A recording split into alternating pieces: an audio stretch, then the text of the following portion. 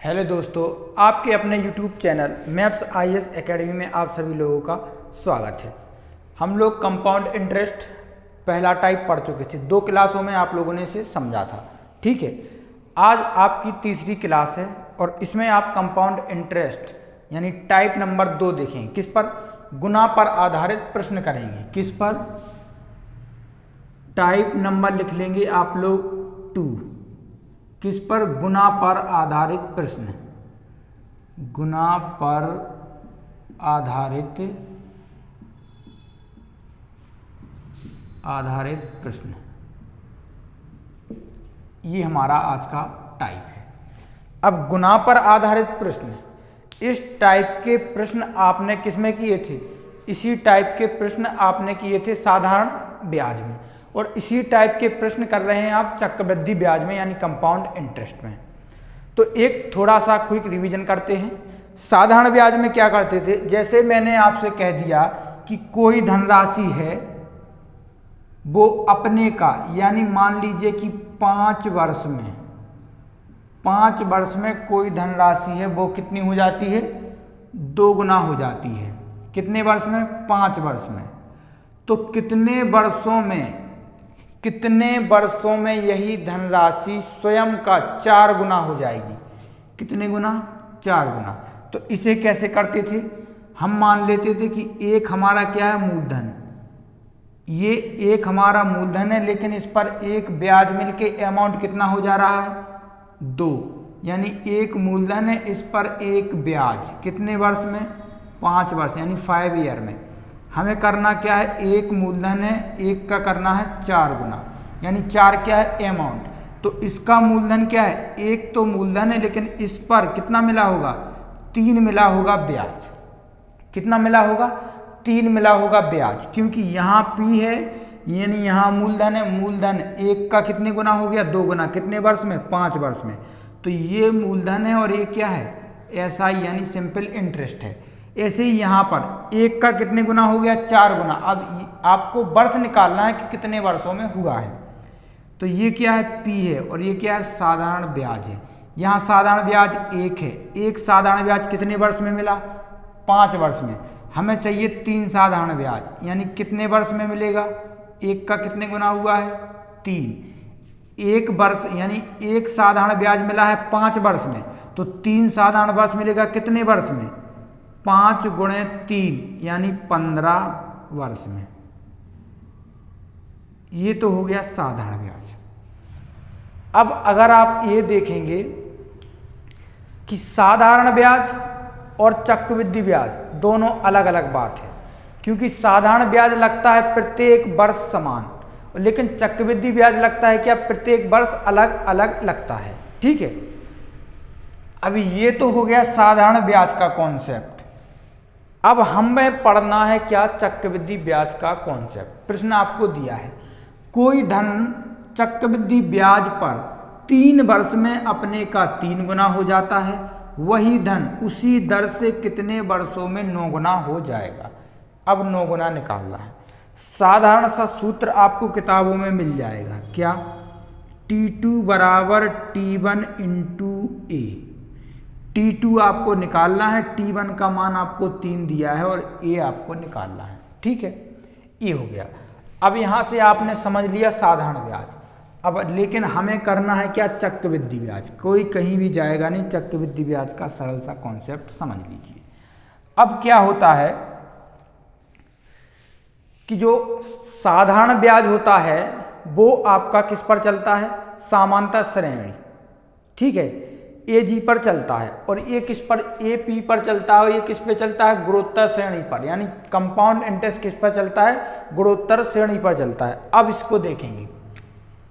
हमने मान लिया कि कोई धन हमारा 1 है, यानी ये है मूलधन। ये कितने वर्ष में? 3 वर्ष में।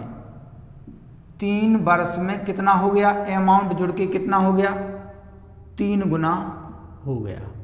ठीक है, फिर से आपका मूलधन 1 है, इसको आपको कितना करना है? 9 गुना करना है, तो कितने वर्ष में होगा? ठीक है, 9 गुना करना है तो कितने वर्ष में होगा? अब ये क्या है, 3 गुना है, यानी 3 की पावर 1 है। आधार क्या है, 3 है, तो यहाँ भी आधार 3 करेंगे तो कितना हो जाएगा, 3 की पावर 2 हो जाएगा। कितना हो जाएगा, 3 की पावर 2 हो जाएगा। यानी 3 वर्ष में ये धन 3 गुना हुआ है, तो एक यही धन 3 दूनी कितना, 6 वर्ष में, 6 वर्ष में कितना हो जाएगा, 9 गुना हो जाएगा। अब यहां देखेंगे, देखिए पहले 3 वर्ष यानी 3 वर्ष लगा आपको, कितना, 3 ईयर, 3 ईयर में कितना हुआ है, 3 गुना। आपको करना है 9 गुना, यानी और 3 वर्ष और लग जाएंगे तो कितना हो जाएगा, 9 गुना। ठीक है, कितना हो जाएगा, 9 गुना।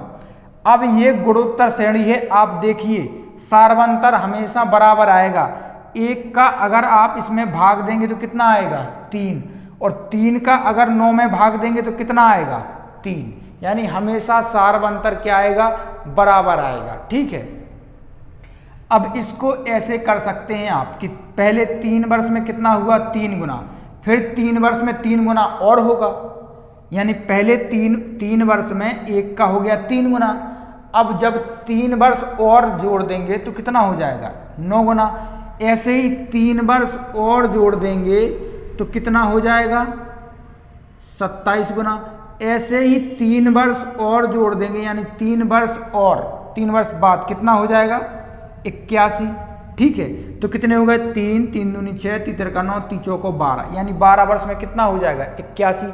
लेकिन हमें निकालना है कितना, 9 गुना कितने वर्ष में होगा, यानी 9 गुना टाइम कितना होगा, 6 वर्ष में आपका हो जाएगा कितना, 9 गुना।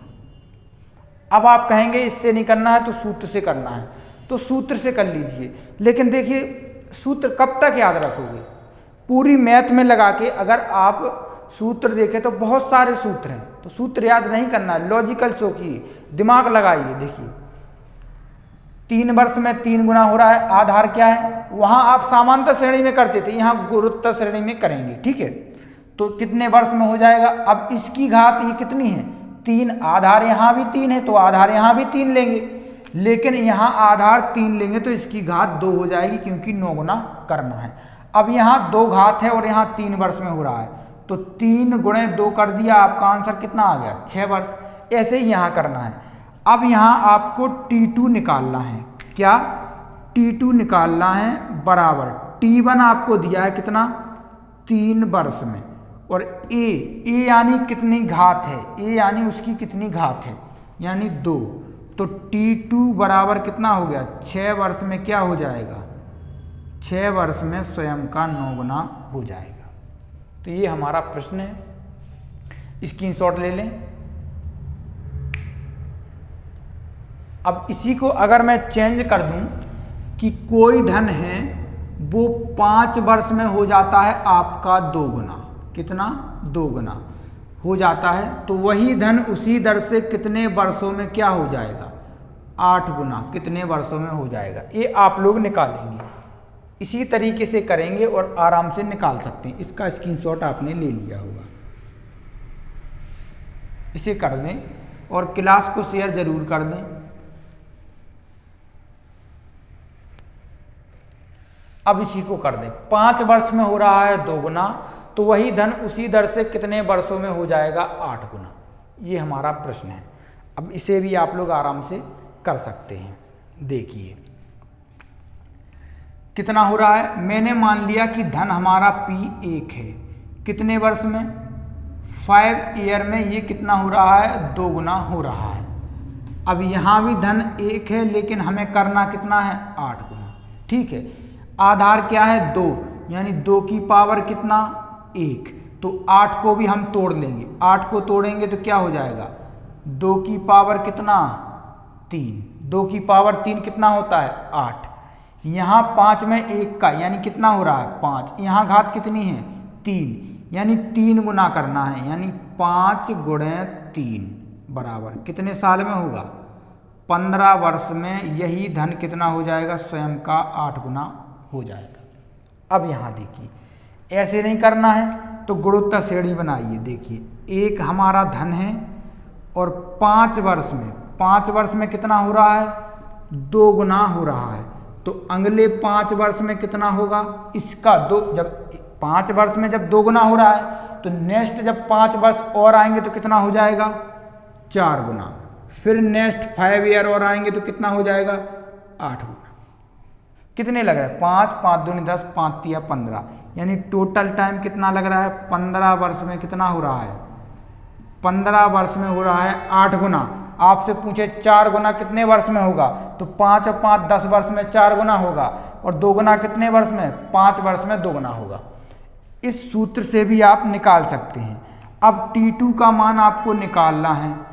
T1 बराबर दिया है 5 वर्ष, और A आपको निकालना है। A क्या है, 2 की घात 3 यानी 3। तो T2 बराबर कितना आ गया, 15 वर्ष।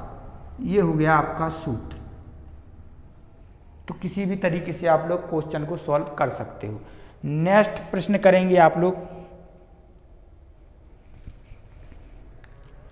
अब लिखिए, कोई धनराशि 4 वर्ष में 2 गुना हो जाती है तो कितने वर्ष में 16 गुना होगी। अब इसका भी आपको निकालना है कि कोई धनराशि है जो 4 वर्ष में 2 गुना हो जाती है तो कितने वर्ष में 16 गुना होगी।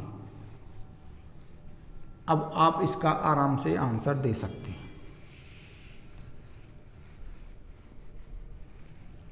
कोई धनराशि है 4 वर्ष में कितनी हो रही है, 2 गुना। वही धन उसी दर से 16 गुना कितने वर्ष में होगा। आप लोग आराम से निकाल सकते हैं। गुना पर आधारित है। अब इस गुना पर आधारित है तो गुना के वाले आपके जितने भी प्रश्न बनते हैं, किसी भी पब्लिकेशन की किताब हो उसको उठा लीजिएगा, और इस टाइप के जितने भी प्रश्न बनते हैं लगा लीजिएगा। अगर एक भी प्रश्न आपका रह जाता है तो कहना। इस टाइप के जितने भी प्रश्न बनेंगे सारे प्रश्न आपके सॉल्व हो जाएंगे। अब देखिए आपको कितना करना है, यानी ये है आपका 1, ठीक है, ये मूलधन है, ये हो रहा है 4 वर्ष में यानी 4 ईयर में कितना हो रहा है, 2 गुना। हमें करना है 16 गुना। फिर से 4 ईयर में 4 वर्ष और आ जाएंगे, यानी 4 वर्ष के लिए और दिए रहेंगे धन, तो कितना हो जाएगा, 4 गुना। फिर 4 वर्ष के लिए और दे देंगे तो कितना हो जाएगा, 8 गुना। फिर 4 वर्ष के लिए और दे देंगे तो कितना हो जाएगा, 16 गुना। अब देखिए गुणोत्तर श्रेणी में है क्या, 1 का भाग 2 में देंगे 2 आएगा, 2 का भाग 4 में देंगे 2 आएगा, 4 का भाग 8 में देंगे 2 आएगा, और 8 का भाग 16 में देंगे, सार्वांतर कितना आएगा, हमेशा 2 आएगा। और जब हमेशा सार्वांतर 2 आए तो क्या होती है, जीपी यानी गुणोत्तर श्रेणी होती है। इस टाइप से आप लोग कर लेंगे। और अगर इस टाइप से नहीं करना है तो ऐसे करेंगे। देखिए 1 का 4 वर्ष में हो रहा है कितना, 2 गुना। आधार क्या है, 2, इसकी पावर 1। अब इसी 1 मूलधन है, इसका हमें करना है 16 गुना। 16 गुना यानी 2 की पावर कितना, 4। 2 की पावर 1 है, 1 का गुणा इसमें किया। अब 2 की पावर 4 है, यानी 4 वर्ष 4 गुना हो रहा है कितने वर्ष में, 4 वर्ष में। तो टोटल कितने वर्ष हो गए, 16 वर्ष में स्वयं का कितना हो जाएगा, 16 गुना हो जाएगा। 16 वर्ष में कितना हो जाएगा, 16 गुना हो जाएगा। जब 4 वर्ष में 2 गुना हो रहा है तो 16 वर्ष में 16 गुना हो जाएगा। अगर सूत्र से करना है तो सूत्र से कर लीजिए, जिसकी जैसी श्रद्धा उससे कर सकते हैं। अब नेक्स्ट प्रश्न देखेंगे। आप जिस तरीके से करना चाहते हैं उस तरीके से इन प्रश्नों को कर सकते हैं, ठीक है।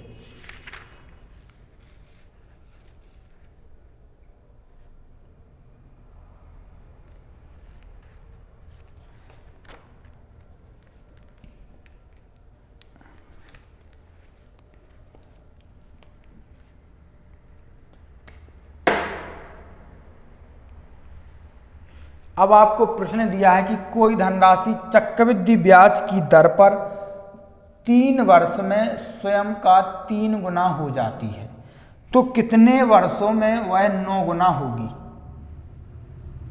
ये 3 वर्ष में 3 गुना हो रही तो कितने वर्षों में 9 गुना होगी। इस टाइप का आप इससे पहले प्रश्न कर चुके हैं। देखिए ये आपको प्रश्न करना है, ये इस टाइप का प्रश्न कर चुके हैं, थोड़ी अभ्यास के लिए फिर से रिपीट करा देता हूँ। देखिए, एक धन है कितने वर्ष में, 3 ईयर में, स्वयं का कितना हो रहा है, 3 गुना हो रहा है। और यही धन कितना करना है, 9 गुना, यानी 3 की पावर 2, तो कितने वर्ष में होगा, 6 वर्ष में। कितने वर्ष में होगा, 6 वर्ष में हो जाएगा।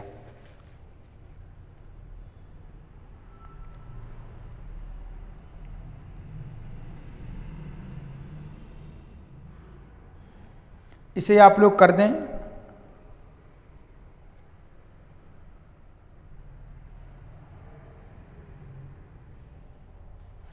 अब आपको दिया है कि कोई धनराशि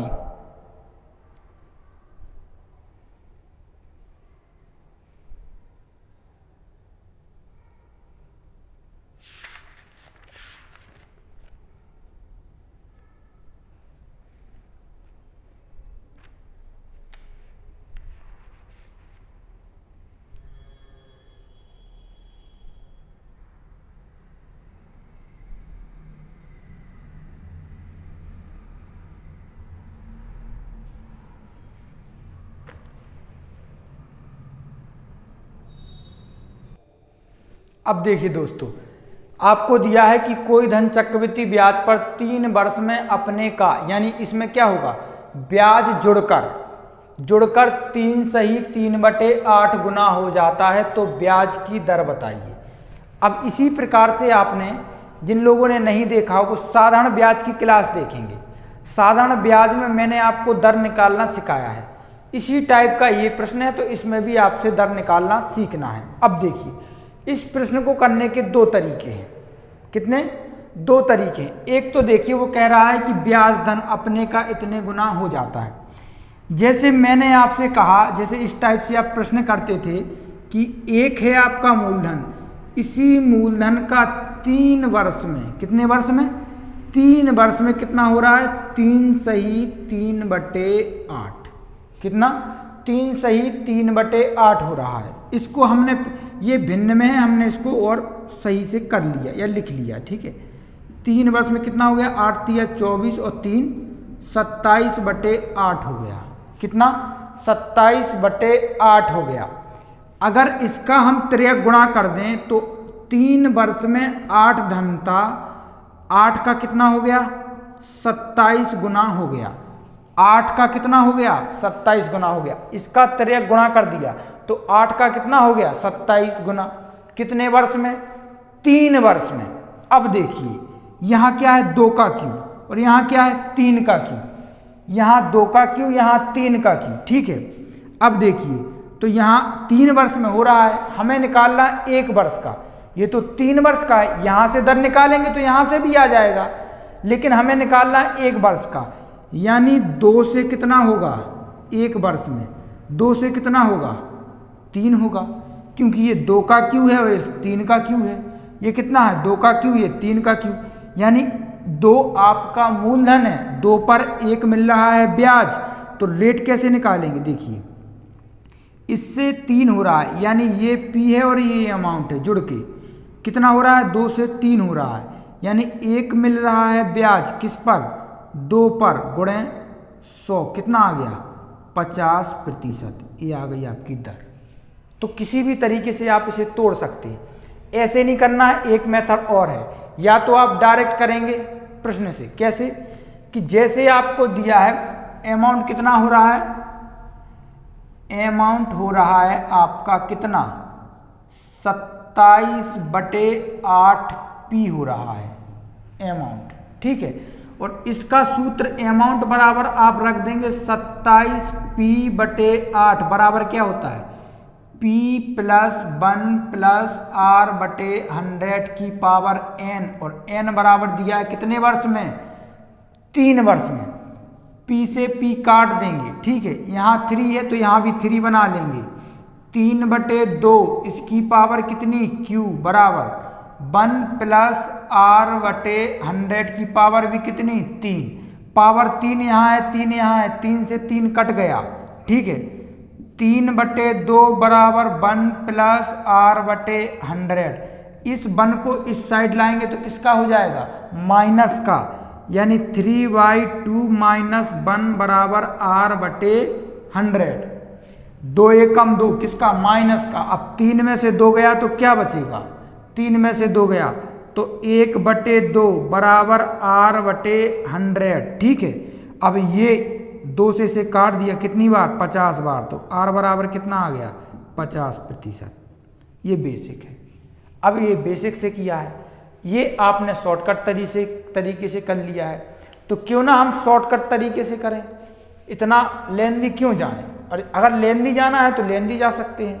ठीक है, इस टाइप के आपको बहुत से प्रश्न कराए जाएंगे, आपको हर तरीके से रेट निकलवाई जाएगी। चक्रवृद्धि ब्याज में रेट निकालना सबसे कठिन काम है, उसी को मैं आपको सरल तरीके से कराऊंगा। आप बस बने रहिए, हौसला बनाए रहिए और हमारे साथ लगे रहिए। ठीक है, हम आपको पार लगा कर ही छोड़ेंगे। ठीक है, अब देखिए आपने इतना किया, इसका स्क्रीनशॉट ले लें। इसकी एक और विधि है, अगर ऐसे नहीं करना है तो एक और तरीका है, उस तरीके से आप लोग कर सकते हैं, तो इसको कर लें। अब देखिए, अब इसे मैं थोड़ा साफ कर दूं, इसी को ही थोड़ा सरल बना लेते हैं। ठीक है, इसको ही सरल बना लेंगे। देखिए अब आपको दिया है क्या कि एक मूलधन 3 वर्ष में कितना हो रहा है, यानी साधारण ब्याज जोड़ के होगा कितना, यानी एक मूलधन 3 वर्ष में कितना हो रहा है, 27/8 हो रहा है। अब कितने वर्ष में हो रहा है, 3 वर्ष में। और मैंने बताया है कि किसी भी वर्ष में हो, लेकिन किस में होगा, गुणोत्तर श्रेणी में होगा।